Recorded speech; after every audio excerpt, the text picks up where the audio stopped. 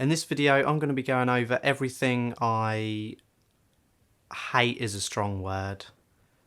Sounds better in the title though. Everything I dislike about my Sony A7 III.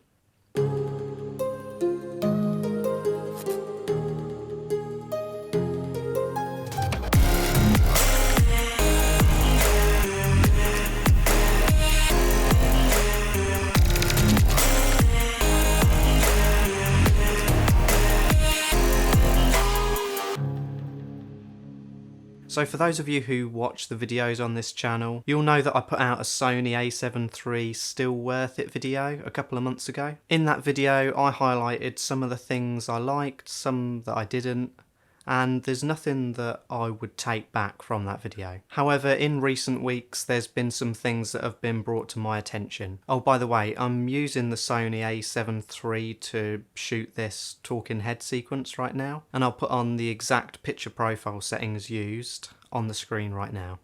So what could be so bad about this camera that's caused me to make this video? Nothing that's like frighteningly bad, but definitely some things to watch out for. Here are some drawbacks, quirks, and well, things that I hate about my Sony A7 III. Number 1, image capture and output. When shooting at 4K APS-C, for example, on this camera, the way that it captures and outputs the image is completely fine and on par with many of the cameras in its competition. However, when you switch over to full frame 4K, the image seems to get stretched vertically. I originally found this out from the DSLR Video Shooter YouTube channel. That video will be linked in the description. I'd highly recommend that you watch it.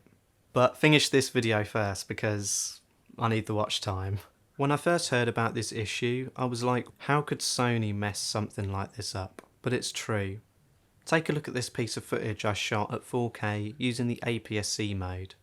Now what I'm going to do is overlay another piece of video that is the exact same shot, lens, autofocus is switched off for both, and stabilisation is also switched off for both.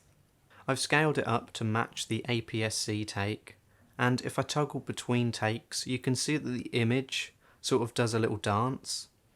The full frame 4K video is actually being stretched vertically.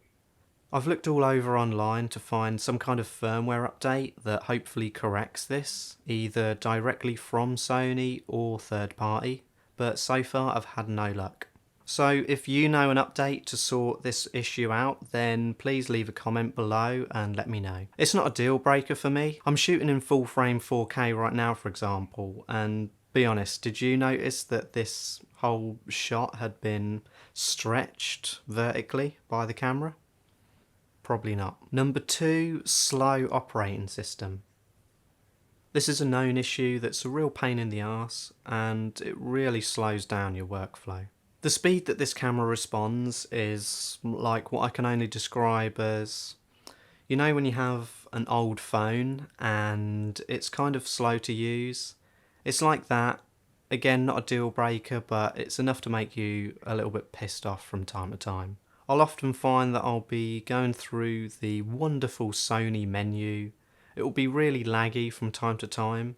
It might even jump ahead without me asking it to, which is really annoying.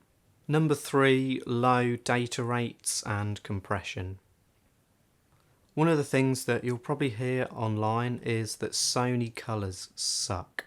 While to some people this might be true, subjective as it is, I don't think that the colours themselves are all to blame. Recently I saw a video by Tony and Chelsea Northup? I don't know. Where Tony put out a poll to find out which camera colours people like the best, while both knowing which camera brands they're voting for, and in another test not knowing which photo belongs to which brand. This test was to try and find out how much brand allegiance has to do with what camera colour science people like the best. Surprisingly, Sony had the best colours according to this blind poll. Sony comes out on top for the majority of people. So why does Sony have such a bad reputation?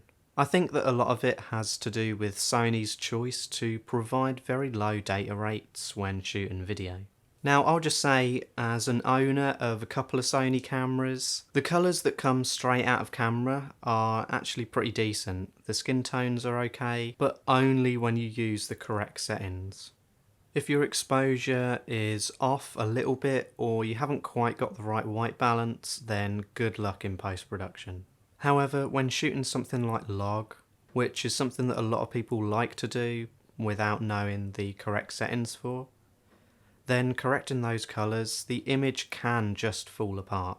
The 8-bit files, along with the low data rates, just aren't really adequate for shooting log profiles for most users. If you're going to shoot with this camera, then you're really going to have to nail your settings in camera every single time. That includes doing a custom white balance too. Other issues include the touchscreen on the camera. It doesn't work when you're in the menu settings, which it would be really handy if it did. The lack of a flip out screen. The form factor is also pretty small and therefore it feels more like an entry level DSLR. And finally the overheating, and during this shoot right now the camera actually did overheat. In fact, the camera's actually backed up right against a cold window. So also Sony's very cluttered menu system that I mentioned in the Is It Worth It video. In summary, am I selling my Sony? Nah, not yet at least. Although I am super tempted by the full frame beast that is the Panasonic Lumix S5 with its 10-bit 422 internal recording, flip out touchscreen, raw 96 megapixel mode, and its big brother the S1H being a Netflix approved camera as well. Plus it's around the same price as the Sony A7 III at the moment too. So I'm really not sure. For now though, my Sony A7 III is all I need. If you like the video, then don't forget to give it a like. It really helps me out in beating the YouTube algorithm. Leave a comment and let me know if there's any issues with this camera that you have that I missed in this video. Finally, subscribe and hit the bell icon to stay updated with all of my future uploads. As always, thanks for watching and I'll see you in the next one.